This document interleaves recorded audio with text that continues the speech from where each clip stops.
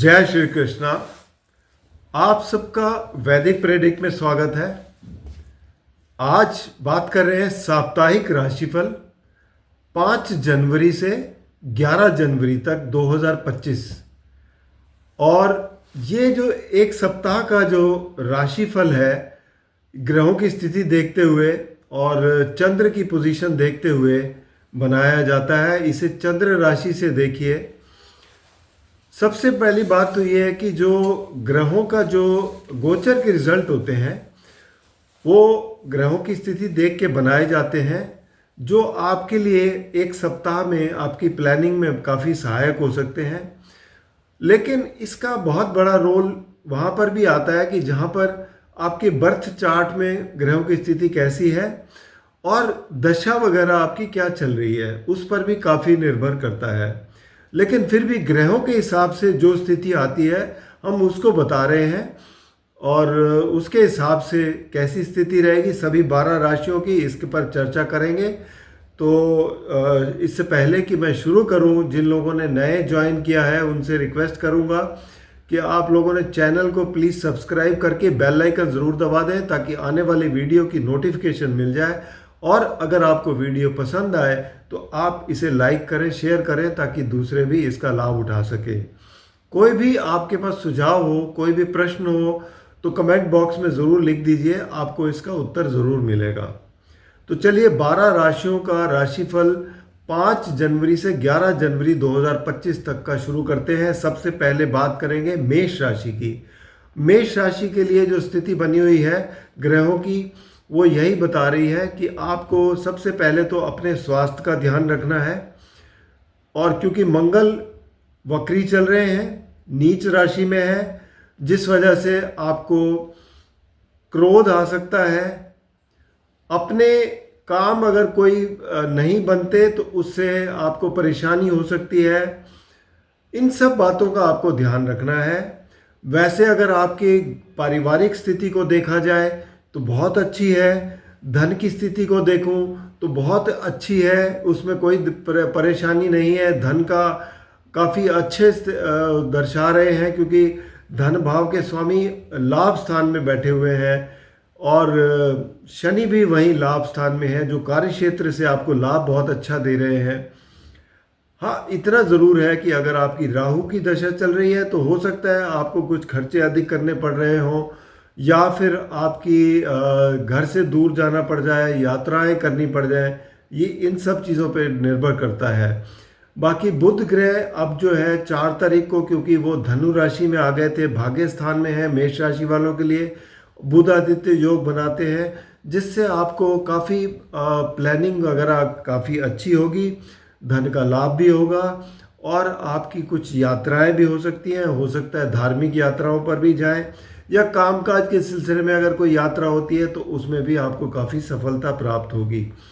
Overall स्थिति देखा जाए तो आपके लिए बस अपने स्वास्थ्य का ध्यान रखना है, बाकी सब तरफ से कोई चिंता करने की ज़रूरत नहीं है आपको। वृषभ राशि की बात करें तो वृषभ राशि के स्वामी शुक्र जो है वो बैठे हुए हैं कुंभ राशि में, जो कि 10वां घर है। शनि के साथ बैठे हैं, मित्र के साथ बैठे हैं, तो यहाँ पर केंद्र स्थान है, पावरफुल केंद्र स्थान है। तो आपके लिए काम का स्वास्थ्य अच्छा है, कामकाज में कोई परेशानी नहीं है। और आपकी राशि पर गुरु भी बैठे हैं जो वक्री हैं। अब गुरु आपके लिए देखा जाए तो 8वें और 11वें घर के स्वामी हैं। 8वां घर जो अचानक से रिजल्ट देता है, कोई ना कोई स्वास्थ्य से जुड़ी संबंध कोई परेशानी दे सकते हैं, या आपको अचानक से कोई धन लाभ भी दे सकते हैं। ऐसी स्थिति बनाते हैं गुरु जो है। तो दोनों परिस्थिति में आपको थोड़ा सा संभल कर चलना है, फोकस रखना है।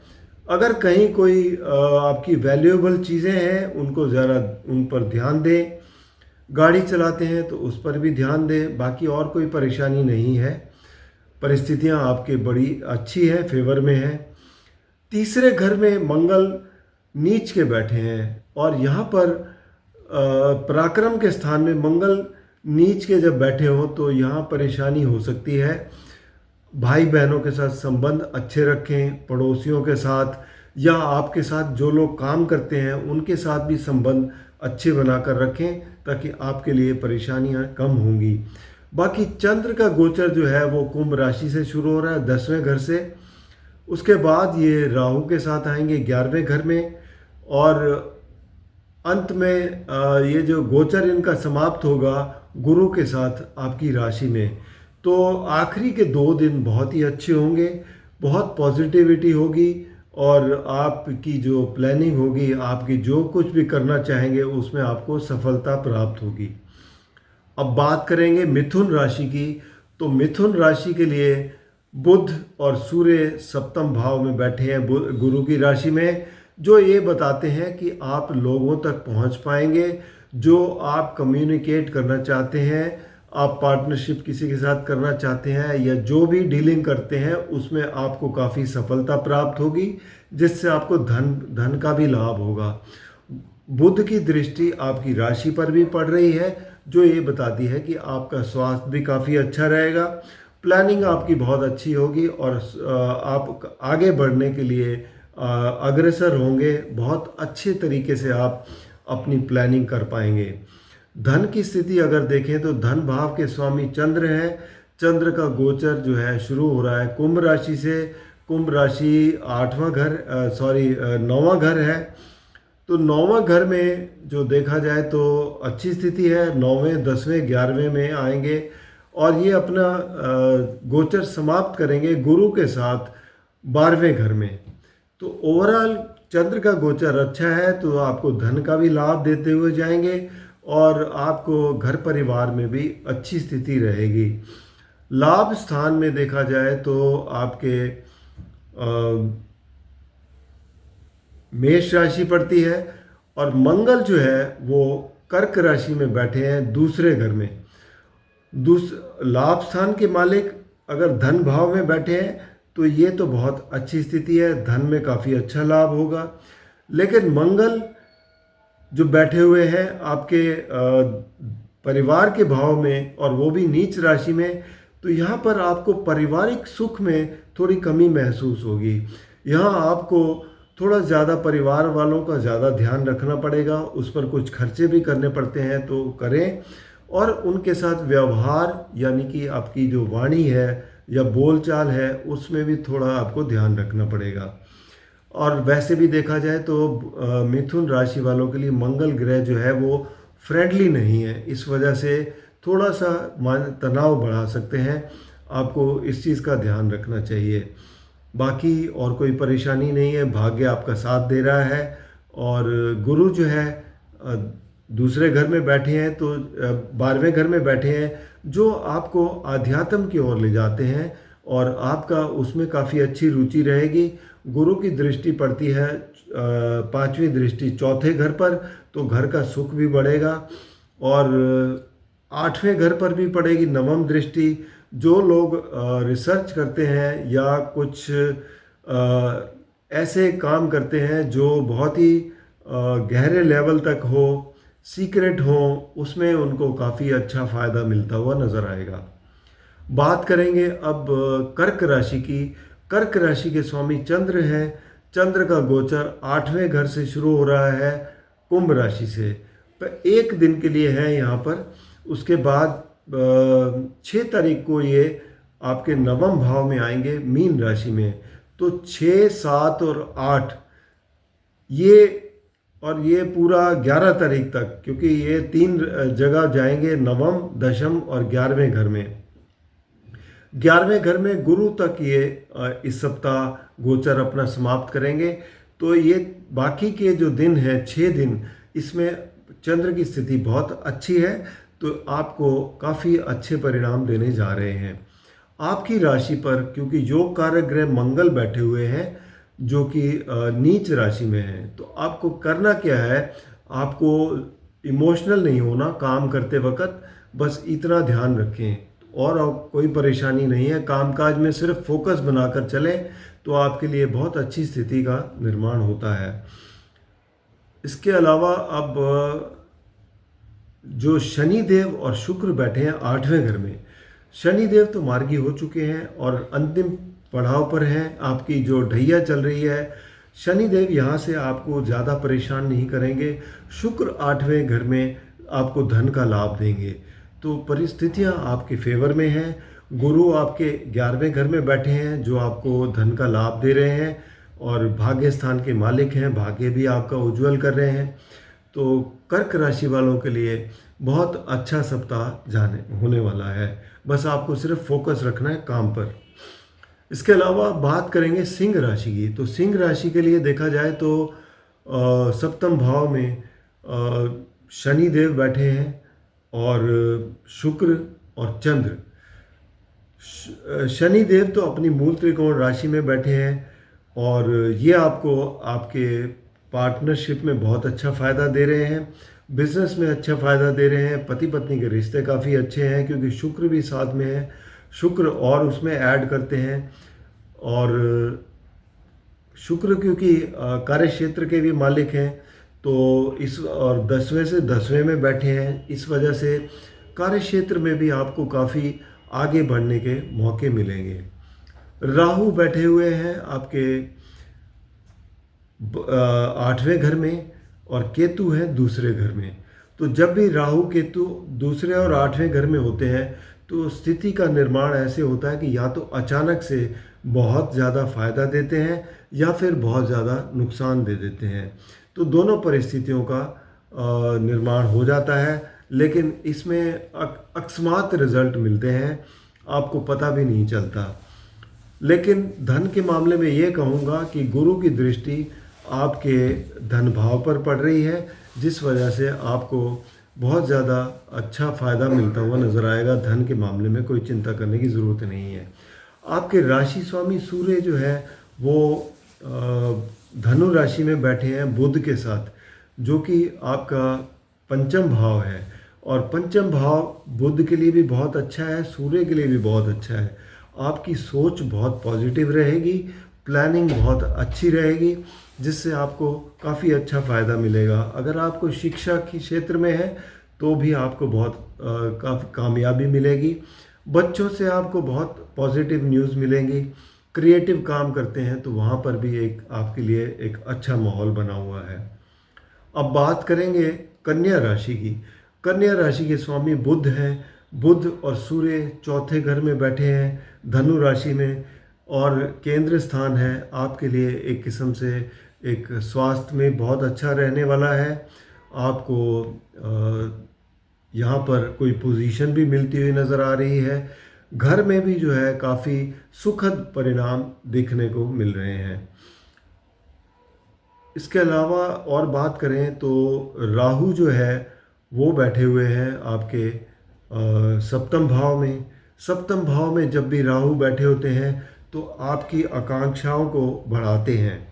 तो पार्टनरशिप से या बाहर के लोगों से जो अगर आपकी आकांक्षाएं हैं वो आप प्रैक्टिकली होके चलेंगे तो बहुत अच्छे परिणाम मिलेंगे, क्योंकि राहु काफ़ी आपकी मदद करते हैं आपको फ़ायदा दिलाने में। और बुध की स्थिति भी वैसे भी बहुत अच्छी हो गई है। हाँ, और भाग्य स्थान में गुरु बैठे हैं, गुरु की दृष्टि है आपकी राशि पर, पंचम भाव पर भी दृष्टि है, तो आपको स्वास्थ्य भी अच्छा रहेगा और धन का लाभ भी अच्छा मिलता रहेगा। शुक्र देव जो है वो छठे घर में बैठे हैं शनि देव के साथ। अब शनि देव तो अच्छे हैं, लेकिन शुक्र जो है छठे घर में थोड़ा कमज़ोर स्थिति हो जाती है, और धन भाव के मालिक हैं, भाग्य स्थान के मालिक हैं। तो इस वजह से यहाँ पर थोड़ी सी कमी इसलिए नज़र आती है कि आपको कुछ हो सकता है खर्चे करने पड़ सकते हैं। आपके हो सकता है कोई ऋण वगैरह हो, या कोई कोर्ट कचहरी का कोई केस चल रहा हो तो उसमें खर्चे हो सकते हैं, या नॉर्मल तौर पर आपको कहीं ना कहीं खर्चे करने पड़ सकते हैं। तो उसमें कोई परेशानी की बात नहीं है आपके पास, क्योंकि इनकम आपकी अच्छी है, तो खर्चे में भी कोई आपको परेशानी नहीं होनी चाहिए। अब बात करेंगे तुला राशि वालों के लिए। तो तुला राशि के स्वामी जो है शुक्र हैं। शुक्र जो है शनि देव के साथ बैठे हुए हैं पंचम भाव में। पंचम भाव बहुत अच्छा भाव गिना जाता है, लक्ष्मी स्थान है, और शुक्र और शनि की युति यहाँ पर आपको बहुत अच्छे लाभ देने जा रही है। अचानक से धन लाभ होगा, चाहे वो स्पेकुलेटिव एक्टिविटीज़ में हो, शेयर मार्केट में हो, या आपको कहीं भी लॉटरी से नुकसान वो हो सकता है, आपको फ़ायदा हो सकता है। और सोच आपकी बड़ी अच्छी रहेगी, नाम बड़ा होगा, क्योंकि शुक्र पांचवें घर में आपको नेम एंड फेम देते हैं, तो ये एक बहुत अच्छी स्थिति है। स्वास्थ्य भी काफ़ी अच्छा रहेगा। धन भाव के मालिक जो है मंगल है। मंगल जो है वो कर्क राशि में 10वें घर में बैठे हैं, नीच राशि में है। धन भाव के स्वामी होते हुए नीच के बैठे हैं, तो इसका मतलब ये हो गया कि धन तो आएगा, लेकिन थोड़ा आपको किस तरीके से आ रहा है इस पर भी थोड़ा ध्यान देने की ज़रूरत है। मेरी बात आप शायद समझ गए होंगे। और अपने जो आप काम करते हैं, जो भी काम करते हैं, उस पर फोकस करके चलेंगे, क्योंकि मंगल 10वें घर में है तो बली, आपकी ऊर्जा तो काफ़ी रहेगी, लेकिन काम करते वक्त इमोशनल होने की ज़रूरत नहीं है। बस इस बात का ज़रूर ध्यान रखें। और क्योंकि देखा जाए तो सप्तम भाव के भी स्वामी हैं, सप्तम भाव आपका पार्टनरशिप का है, उनके साथ भी, पार्टनर्स के साथ भी इमोशनल होने की ज़रूरत नहीं है। जो भी आपको काम करने हैं अब उसका फोकस होकर चलें, टू द पॉइंट चलें, तो आपके लिए परेशानियां कम होंगी। पति पत्नी के रिश्ते में भी यही आपको समन्वय बनाए रखना है। बाकी गुरु क्योंकि 8वें घर में बैठे हैं, थोड़ा कमज़ोर स्थिति है, तो यहाँ पर आपको गुरु क्योंकि छठे घर के मालिक हैं, छठे घर के मालिक होकर 8वें में बैठे हैं, तो छठे घर के अच्छे परिणाम देंगे। तो यानी कि मतलब ये कि विपरीत राजयोग बनाते हैं, जिसका मतलब ये होता है कि आपको परिस्थितियां थोड़ी पहले विषम होंगी, लेकिन उससे निकाल देंगे। ओवरऑल स्थिति देखा जाए तो ठीक ठाक है। इसके बाद बात करेंगे आपके वृश्चिक राशि की। तो वृश्चिक राशि के स्वामी मंगल हैं। मंगल जो है वो 9वें भाव में बैठे हैं, नीच राशि में। और अब 9वां भाव अच्छा है, लेकिन मंगल खुद नीच राशि में है, तो नीच राशि में होते हुए आपको स्वास्थ्य से जुड़ी हुई कोई परेशानी दे सकते हैं, उस पर आपको ज़्यादा ध्यान देना है। बाकी आपकी हो सकता है कोई लंबी यात्रा हो या धार्मिक यात्रा हो, तो वो उसमें भी आपको अपने स्वास्थ्य पर ध्यान देना है, और कोई परेशानी नहीं है। और दूसरी बात ये कि छठे घर के भी मालिक हैं। छठा घर जो है रोग का होता है, इसलिए साफ कह रहा हूँ कि पहले से ही, क्योंकि मंगल जो है वो रक्त से जुड़े हुए हैं और दुर्घटना वगैरह के भी कारक बनते हैं, कोई इंजरी वगैरह कोई कारक बनते हैं। तो इन सब चीज़ों का आपको ध्यान रखना है। अपनी आपका ध्यान रखेंगे, स्वास्थ्य का ध्यान रखेंगे, तो परेशानियां कम होती हैं। थोड़ी सी सतर्कता की ज़रूरत होती है। धन भाव के मालिक जो है वो गुरु हैं, और गुरु बैठे हुए हैं सप्तम भाव में। तो सप्तम भाव पार्टनरशिप का है। इसका मतलब ये कि आपको धन का लाभ होगा, पार्टनरशिप में होगा, बिजनेस में होगा। और पति पत्नी के रिश्ते भी काफ़ी अच्छे रहेंगे, इसमें कोई दो राय नहीं है। लेकिन गुरु यहाँ पर वक्री बैठे हुए हैं। वक्री का मतलब ये होता है कि आपको कोई पिछली कोई पेमेंट अगर आपकी रुकी हुई है तो वो मिल सकती है। कोई पास्ट के कर्म हो सकता है आपके सामने आए जो पति पत्नी के रिश्तों में, उसको आपको सुधारने की ज़रूरत पड़े। तो इन सब चीज़ों का आपको ध्यान रखने की ज़रूरत है। इसके अलावा पंचम भाव में राहु बैठे हुए हैं। पंचम भाव में राहु जब बैठते हैं तो आपको थोड़ा फोकस करके चलने की ज़रूरत है। और क्योंकि फोकस से आउट करते हैं, तो आप अगर कोई क्रिएटिव काम करने की सोच रहे हो तो उसमें आपको बहुत ध्यानपूर्वक चलना पड़ेगा, एक एक चीज़ पर ध्यान देना पड़ेगा। इन सब बातों पर अगर ध्यान देंगे तो परेशानियां कम होंगी। चौथे घर में शनि और शुक्र बैठे हुए हैं। शुक्र तो चौथे घर में बहुत अच्छे हैं, जो आपको सुख देते हैं, वाहन का सुख देते हैं, पारिवारिक सुख देते हैं। शनि देव क्योंकि ढैया चल रही है, लेकिन उसके आखिरी चरण में है, तो मार्गी हो चुके हैं, तो यहाँ पर आपके लिए वो परेशानियाँ कम देंगे, जाते जाते आपको फ़ायदा देते हुए जाएंगे। चंद्र का गोचर भी जो है यहीं से शुरू हो रहा है।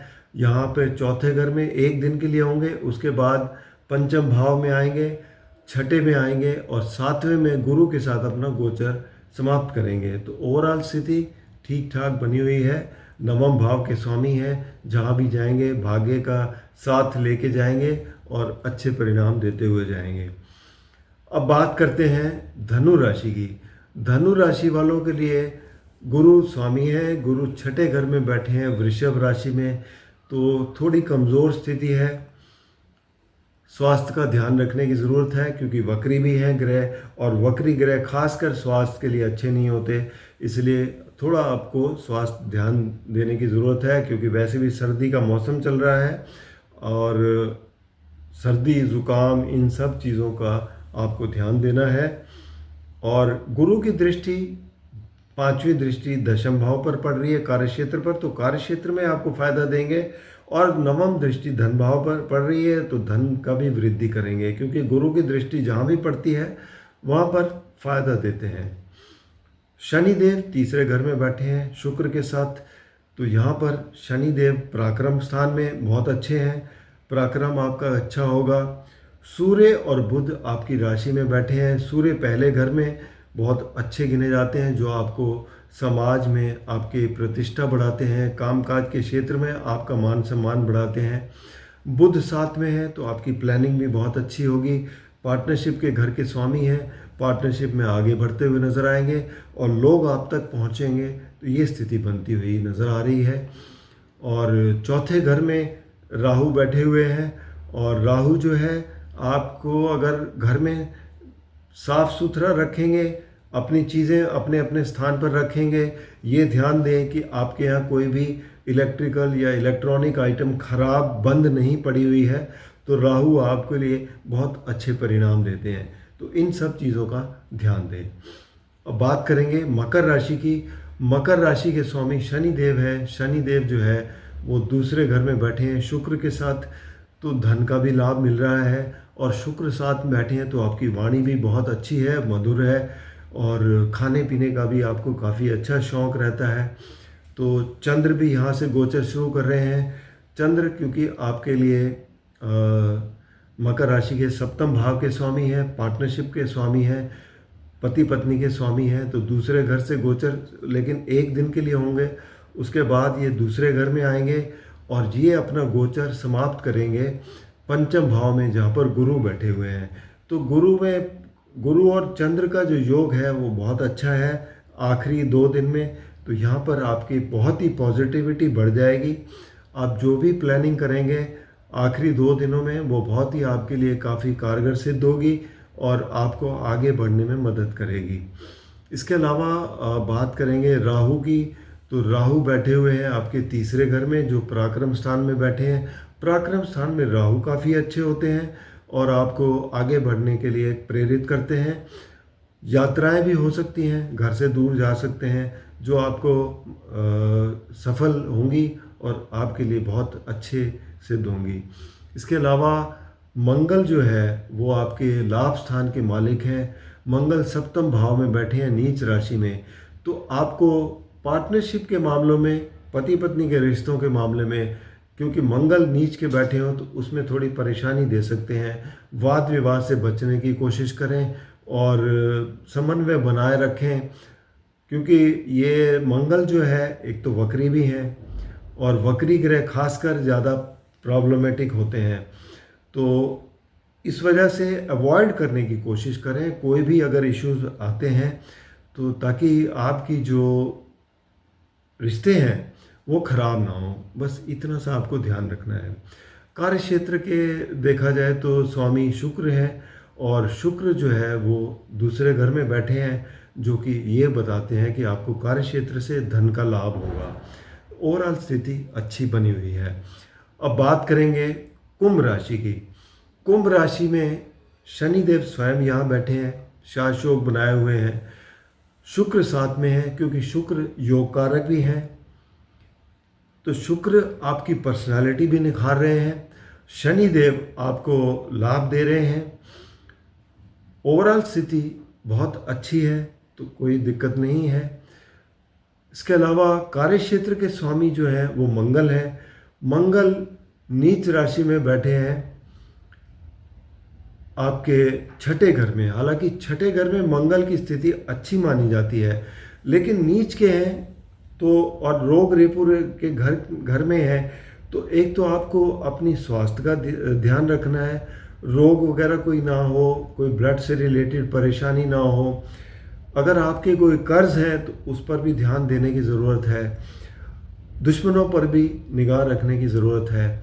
वैसे मंगल जो है इस मामलों में आपके मदद ज़रूर करते हैं, लेकिन नीच के बैठे हैं, इस वजह से परेशानी दे सकते हैं। राहु बैठे हैं दूसरे घर में। दूसरा घर धन का होता है, धन लाभ तो देते हैं, लेकिन वाणी में थोड़ा सा आपके जो प्रोमिसेस हैं वो थोड़ा बढ़ चढ़ कर करवा देते हैं, जिससे परेशानी हो सकती है। तो अपनी सिचुएशन को देखते हुए आगे बढ़ें और जो भी प्रोमिसेस करें लोगों से, उसको बड़े नाप तोल के करें, तो आपके लिए काफ़ी अच्छी स्थिति बन जाती है।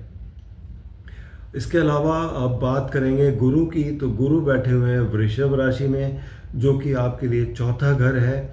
और वृषभ राशि में चौथा घर एक सुख स्थान है। गुरु यहाँ पर बैठे हुए हैं जो कि आपके धन भाव के मालिक हैं, तो ओवरऑल स्थिति आपके लिए यहाँ अच्छी बनी हुई है। तो इतना कहूँगा कि कुंभ राशि वालों के लिए सप्ताह काफ़ी अच्छा है। मीन राशि की बात करेंगे। मीन राशि के स्वामी गुरु हैं, गुरु तीसरे घर में बैठे हैं और वृषभ राशि में है। तो ये बताते हैं कि वृषभ पराक्रम स्थान है, पराक्रम करेंगे तो आपको लाभ अच्छा मिलेगा। साथ ही में आपको, क्योंकि वक्री है तो स्वास्थ्य का भी ध्यान रखने की ज़रूरत है।